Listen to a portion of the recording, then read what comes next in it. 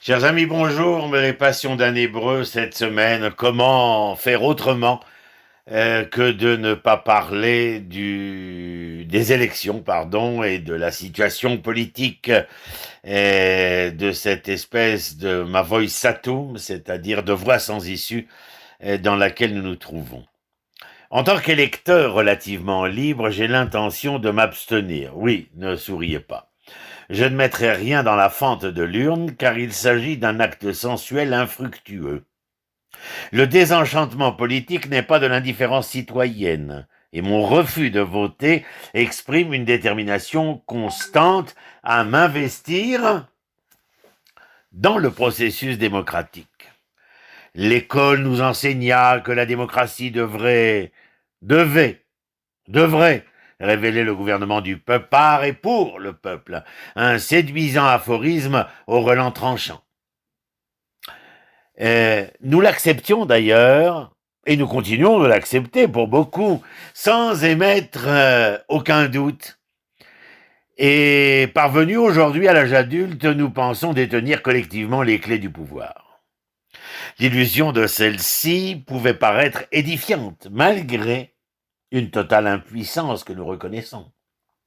En vérité, nous n'agissons que très peu sur notre présent et qui plus est, sur notre devenir. Rares sont-ils ces lieux et ces moments où l'on se questionne, où l'on s'interroge à propos des formes actuelles de la démocratie représentative? Offrira-t-elle réellement les moyens dommageables possibles d'une gouvernance populaire de l'État, du peuple et de la nation? Qui aide qui? Qui est le domestique? Qui est le seigneur? Vous sentez-vous très influent? Votre gouvernement est-il représentatif tel que nous les pratiquons? Ne trouvez-vous pas nos démocraties infirmes et hésitantes? Nos gouvernements semblent pourtant vouloir les exporter partout ailleurs. Certes, cela vaut mieux que des autocraties et des théocraties oppressantes, pourrait-on dire. Mais sans être d'un relativisme moral, est-ce vraiment suffisant? Convenons, mes amis, du fait qu'elle reste le moyen le plus constitutionnel pour conduire un pouvoir et sa politique. D'aucuns ne viendraient remettre en cause sa légitimité. Le bémol de la démocratie libérale demeure son incapacité à l'introspection, persuadée de son bon droit moral. Elle annihile toute dissidence hors de sa propre sphère au sein du débat public. Si l'individu choisit de s'abstenir, il est automatiquement conspu et vilipendé, accusé d'avoir commis une faute sans appel, un péché contre l'autorité établie des principes du suffrage universel et donc banni du discours politique. Si vous désirez protester contre le système en place, il vous faudra argumenter. Vous devrez mériter le droit de le faire dans le cadre démocratique, constitué, rallier ou appuyer un parti, se soumettre ou élire aux élections, triompher, puis, avec le mandat, réaliser les réformes. Joli rêve. En vous abstenant ou en gaspillant vos votes, vous gâchez une occasion. Vous êtes donc, dirait-on, capricieux, hasardeux ou bien candide. Avec nous ou contre nous. Autre aphorisme séduisant, mais non moins péremptoire. La démocratie totalitaire, je vous le dis mes amis, n'est donc en aucun cas un oxymore. Avec des élections législatives à venir et des disparités politiques et doctrinales devenues imperceptibles, j'ai beaucoup de mal à discerner la personne, le parti, à même d'approcher un tant soit peu une nouvelle philosophie socio-économique et nationale. Le plus souvent, chaque mouvement figure de principes ou plus que nous estimons fondamentalement incompatibles. Nationalisme capitaliste ou socialisme néolibéral. Exemple. Déjà vu à Gaza, tout retrait au nom d'une accalmie relative, par exemple, n'est pas exactement le bienvenu. La paix à tout prix peut être contre-productive. Persister à vouloir maintenir cette mainmise partielle et dégradante sur les territoires, refuser aux habitants israéliens des routes adéquates, une urbanisation honorable et un développement engagé et militant. Dans de telles conditions aussi absurdes que non productives, ceux d'entre nous qui veulent malgré tout s'engager dans le processus démocratique n'ont bien sûr pas le droit de dire.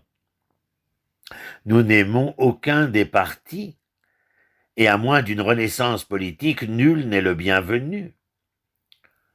Au vu et su des deux exemples précédemment cités, et de l'handicap, c'est-à-dire de l'état de figuration vis-à-vis duquel nous nous trouvons,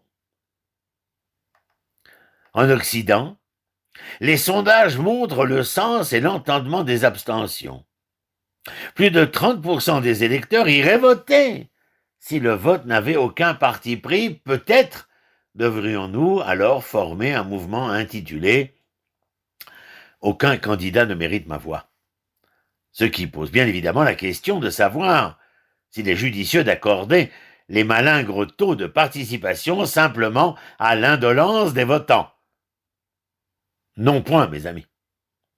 Le désenchantement dont parlait Max Weber, après tout, n'est pas la même chose que l'indifférence. Là où la corruption et la lassitude infectent le corpus politique, que la soif de pouvoir pour le pouvoir, à long terme légitime les politiciens, les causes deviennent fécondes à la fois pour les racines d'un sectarisme généralisé et pour la naissance d'une révolution. Faudra-t-il peut-être choisir cette dernière option ? Imaginons, si vous le voulez bien, une ville cosmopolite, où les habitants sont désemparés face au manque de volonté politique à s'engager au dialogue, à l'écoute, au débat vis-à-vis du peuple. Ainsi, sans savoir trop qui, ni trop comment, mais de façon mystérieuse, les citoyens décident collectivement de déclencher une révolution silencieuse qui obligera les politiciens à prendre acte de leur abstentionnisme. Pas une fois, mais à chaque élection.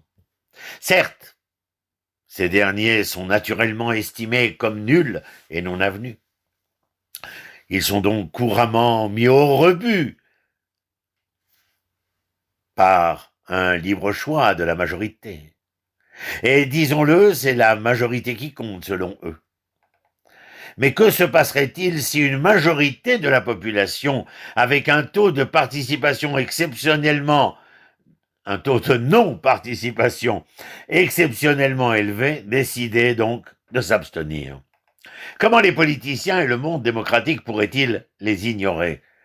Il serait aisé et inexact d'estimer cela comme une simple fiction politique. Au demeurant, cela ne s'est jamais produit dans l'histoire de la démocratie mondiale, mais au fait, ne serait-ce pas notre meilleur argument pour corriger la démocratie de ces exigences figées qu'elle nous impose?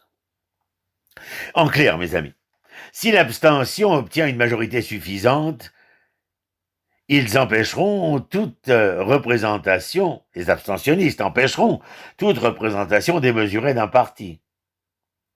Une non-légitimation, si vous préférez. Aussi dépitée que puisse être la population, l'abstention militante raconte une détermination assidue, bien que dubitative, de s'inviter au sein du mouvement démocratique dans ses propres termes. Cela forcerait, espérons-le, les politiciens à s'extirper de l'indifférence apparente qui détermine leurs faits et gestes dans l'administration de l'État. Traiter de questions relatives aux difficultés locales, régionales et nationales, concernant la justice sociale, économique, mais aussi l'écologie. Mener une politique extérieure qui réponde aux grandes questions internationales telles que le terrorisme, la guerre et autres. Tout cela devrait enfin permettre au peuple d'examiner en outre les fondements précaires de la démocratie représentative et de repenser la volonté rousseauiste de conclure un contrat social souvent contestable car souvent injuste avec le faible, l'indigent et l'assisté. Essentiellement, bien sûr. Ce serait là le seul moyen de vérifier si c'est bien le démos, peuple, qui est au cœur de la démocratie et possède réellement le kratos, la force, le pouvoir. Le régime actuel est-il celui que nous connaissons, celui présent pratiquement au sein de tout l'Occident, apparemment démocratique? Serait-il ce même pouvoir, mais avec un tout autre sens à ce jour inaccompli? Dites-le, posez la question, sommes-nous réellement en démocratie? Que répliquez-vous? On nous rabâche au quotidien, et ce depuis notre tendre enfance, que nous respirons la démocratie. Il est d'ailleurs fort possible que ce matraquage à longueur de journée soit instauré pour nous amener gentiment à partager cette croyance idyllique.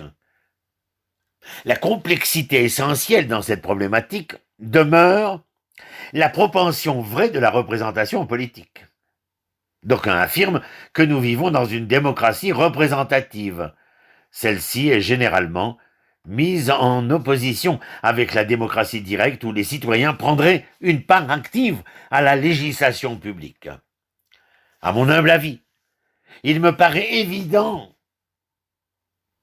pour moi d'affirmer tout naturellement que la démocratie doit être directe, sinon ce n'est simplement plus le peuple qui gère. Démocratie directe serait donc une redondance.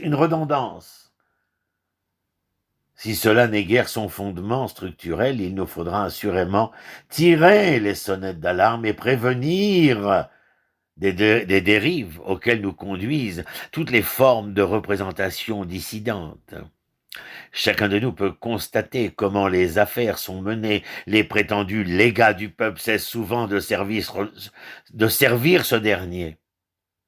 Ils ne représentent qu'eux-mêmes les intérêts de leur classe ou les intérêts du grand capital.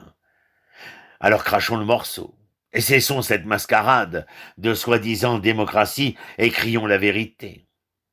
Les grands échansons et les grands panetiers, la bourgeoisie a un but, tous veulent nous faire croire que nous évoluons au sein d'un libéralisme bénéfique à tous. Eh bien non, non mes chers compatriotes. Nous vivons au sein d'une oligarchie, ou si vous préférez au sein d'une plutocratie. Le reste est entre nos mains, vos mains. Notre esprit, votre esprit réfléchit. Il ne sera jamais plus une simple littérature, mais l'exigence de faits et de gestes. Shalom, shalom, les Hitraot.